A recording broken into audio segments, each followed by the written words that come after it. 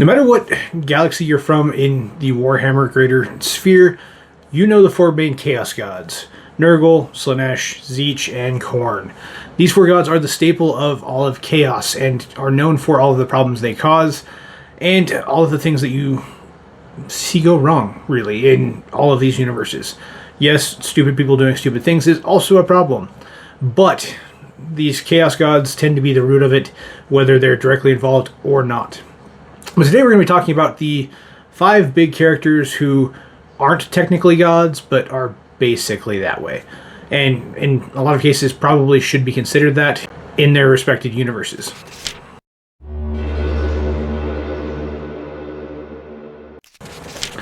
With all of the crazy beings in Warhammer 40k, there's a lot of different levels to the dark gods and what they represent. These different levels lead to different power structures and a lot of problems for the characters we know and love. But for a lot of people, this structure isn't really super clear. You have the 4 main chaos gods who are worshipped zealously by a lot of major followers and have full quasi-pantheons of demons who serve them at different tiers and different structures that lead to a lot of very cool background lore and things going on that heavily influence the stories. But for some of these characters, they're more than just another demon. They're more than just another problem child who needs to be controlled. And today we're going to be talking about 5 of them in the Warhammer 40k universe that are extremely powerful and are causing, in some cases, more problems for the people of that universe than the gods they either serve or the gods around them. So we're going to dive into that today. If you'd like to see me do this for Warhammer Fantasy Universe as well, let me know in the comments below. I'll be happy to do that. I know Sigmar and Warhammer the Old World technically have 2 different structures for this, so I would love to do breakdowns for both of them. If that's something that interests you guys, let me know in the comments below. Based on the viewing trends that I'm seeing lately, you're probably going to want to, and I'm probably going to end up doing it here in the next month or so. But for now, we're going to talk about Warhammer 40k gods and the demigods who cause more problems than the gods do. But the main reason we're doing this video today is my book, Legend of the Leatherneck, comes out tomorrow. We'll pop the cover right here. This book is about a U.S. Marine fighting to save Boston from the Celtic god of darkness. So it felt right to do a video about gods today, to set the stage for what comes tomorrow.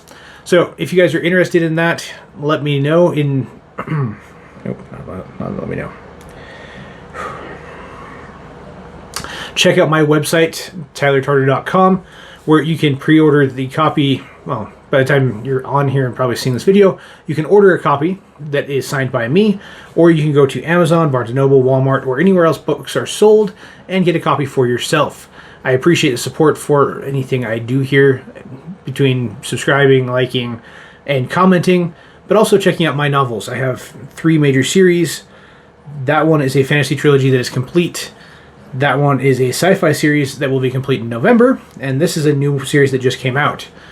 So if you go to my website, you can see all of the books I've written and all of the stories I have out and available, and you can check them out online in ebook, audiobook, or paperback or hardcover editions as well. So make sure you guys go check that out. I appreciate it. Also, check out the merch. This is a Magical Marine shirt from my new upcoming series. But there's merch for this channel. There's merch for all of my other series as well. And a lot of it's really cool, and a lot of people really like it. So go check that out while you have some time. Now let's talk about the gods who aren't really gods. If you've been playing 40k since roughly 9th edition or earlier, you know about this first one. It is Vashtorr. Vashtorr the Arkifane is a chaos quasi-god of technology. He works with the demon forges, as well as working closely with Abaddon and very likely Perturabo in order to create technology that is warp-tainted and warp-corrupted. And between them and the dark mechanic that we talked about a few weeks ago, technology inside the warp has developed to somewhat similarly match the technology of the Imperium. You have corrupted knights, not those ones. Those are not corrupted knights. Those are clean knights that serve the Imperium. You have Chaos Space Marines wielding a bunch of different technology and a bunch of destructive weaponry that isn't available to any of the Imperium as well. You also have a lot of tainted technology being used to cause more chaos. In the lore, the last place we saw Vashtorr was working with Abaddon to cause complete chaos across the galaxy and hunt for a bunch of different secret technologies that led to some shenanigans, which I'm not going to spoil. Once outside the Eye of Terror, he caused more chaos than any Chaos God really has. Some Bloodthirsters and things like that have caused similar levels of chaos, and the Demon Primarchs have caused even more. But as of right now, there's not really any of these Chaos Demigods that have caused as much chaos as Vashtorr. He's very, very good at infiltrating the Admech technology and corrupting and disrupting the Imperium at every turn. So he's definitely going to be on this list for all of the unique traits he has. Also, it's interesting to see his rise to power because of things that the Imperium is doing itself. By the Mechanicum worshipping technology, it's inadvertently providing power to Vashtorr and making him even more powerful. And the Dark Mechanicum is obviously almost openly worshipping him at this point, so he's grown tenfold or more, working out deals with demons and the other Chaos Gods themselves, and positioning him in a place where he's invaluable to them and can't be removed while also garnering power. He's not going to be birthed like Slaanesh was, but his gradual rise to power is something that I suspect will be a part of the lore for quite a while. And I really do hope so. He's an interesting character. And of the Chaos Gods, he's probably one of the most well fleshed out. Maybe Nurgle is as well. Those two tend to be the deepest Chaos God / quasi-god that we have. So that is Vashtorr the Arkifane. Let me know if he is your favorite, or if one of these other four may be more interesting to you instead. The next of these quasi-gods is one that the Blood Angels love to hate, and that is Ka'Bandha, the Bloodthirster of Khorne, who is constantly harassing the Blood Angels and their successor chapters. We've seen him fight with Mephiston and Sanguinius, and pretty much every other major Blood Angel character who has to deal with the warp. He's the constant pressure trying to push them past their edge and into the red thirst, giving in fully to it. And this character is probably one of my favorites in a weird way. Him being a foil to the red thirst provides a deep and intriguing edge to the Blood Angels. And it's something that I've thoroughly enjoyed seeing over the last several books I've read, including his multiple battles with Mephiston, as well as his fights with Sanguinius and several others. The part that interests me the most with Ka'Bandha isn't his typical bloodthirsterness.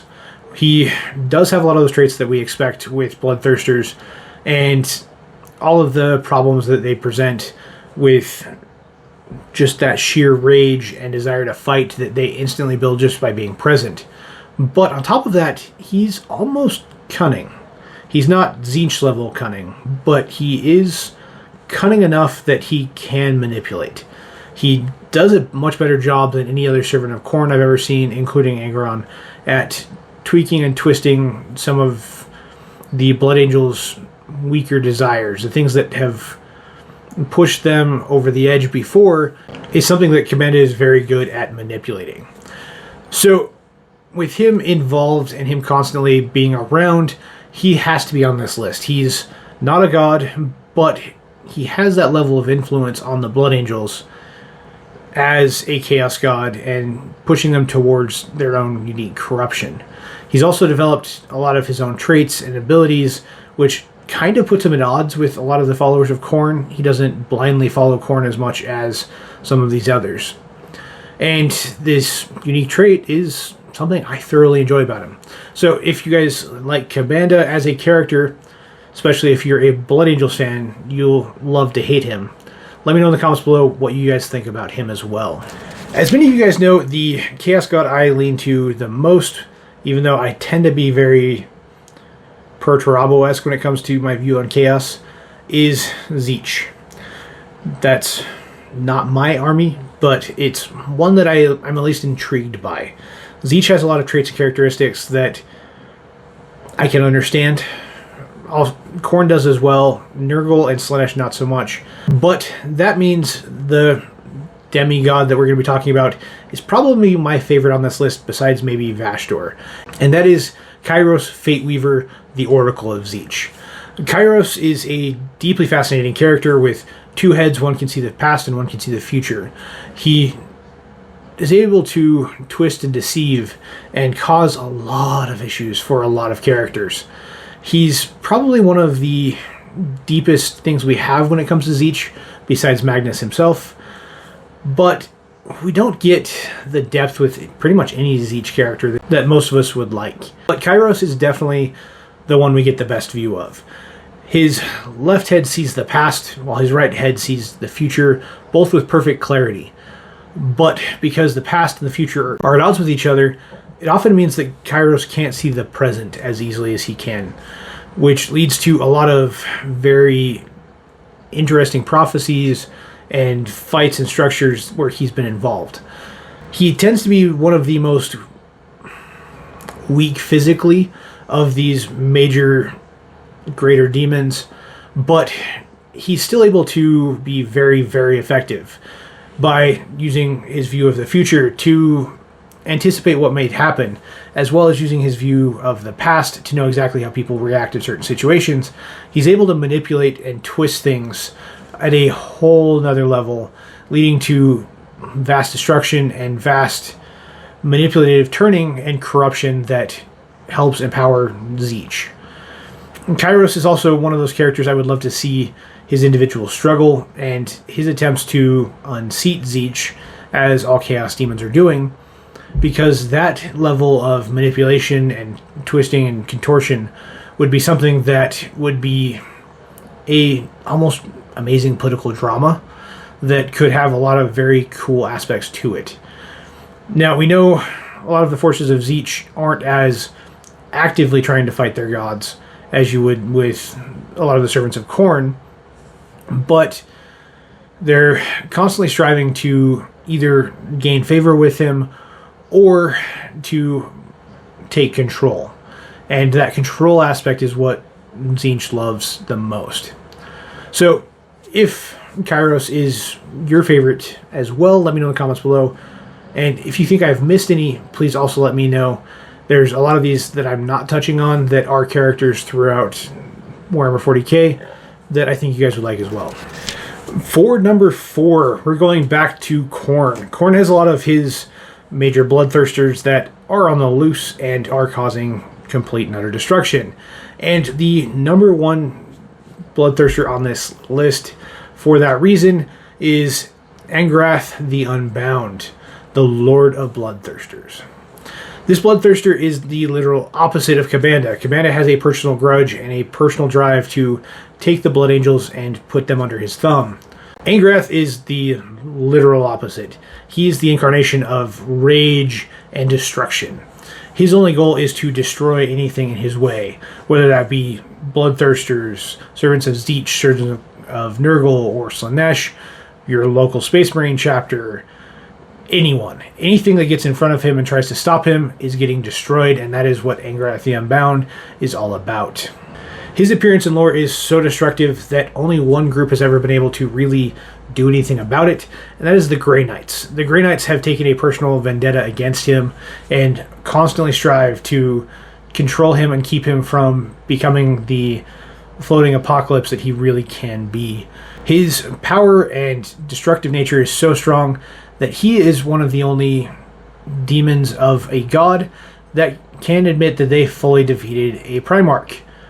Now, the Primarch was Lorgar, which, depending on where you fall on that spectrum, may make you just nod and go, okay, that doesn't really count. But he did defeat a Primarch, and that is why he's number 2 on this list, and Kairos is number 4. So, let me know what you guys think. Should those two be switched? Is he in the right place? Should he be number 1? I would love to hear from you guys. This is a big one that we can start a whole conversation on in the comments, and I can't wait to see what you guys think. The final being on this list is one that has only been touched on in lore and one that we don't really know details about, and that is Drach'nyen. Drach'nyen does not serve any chaos god. He is an entity of pure chaos, one hell-bent on one exclusive thing, and that is destroying the anathema, or the Emperor of Mankind. He's obsessed with this and has gone so far as corrupting webways, taking physical form there, and fighting the Custodies and Sisters of Silence. And his abilities are staggering. He's able to possess humans like Nurgle, take over technology like Vashtorr, and manipulate the warp itself like a servant of Tzeentch. During the Horus Heresy, this was the being who forced the Emperor to initially abandon the Golden Throne in order to actually try and stop him in the webway. He's one of the few beings that has done things that no one else can. He is one of the 2 beings in all of history to officially have wounded the Emperor. This gives him an immense level of abilities and strength that we don't really get to see with anyone else. Most of these others are fighting either Primarchs and losing, or in a few cases winning, but Drach'nyen is the only one who can actively claim that he has wounded the Emperor, besides Horus himself. And in a lot of lore, some people believe that the primary entity that was aiding Horus was Drach'nyen as well. But that's never been confirmed, so don't take my word for it. So those are the top 5 beings, in my opinion, that are quasi-gods and are on their way to godhood in the Warhammer 40k universe. Let me know in the comments below if you guys think I've missed any. I would love to hear from you guys. There's a lot of them. So if you think I've missed one, please let me know. I would love to deep dive those as well. And also, if you'd like me to do a breakdown of this in either of the Warhammer Fantasy universes, let me know in the comments below. I'd love to do that as well. And don't forget to like and subscribe. We've got a bunch of cool videos coming out over the coming weeks. So if you ring that little notification bell, you'll get notified when these come out. And finally, make sure you guys go check out Legend of the Leatherneck, my urban fantasy standalone novel that comes out tomorrow, about a U.S. Marine who has to fight the Celtic god of chaos in order to save Boston. I'm super excited for you guys to check out that story, and I will see you guys in the next one.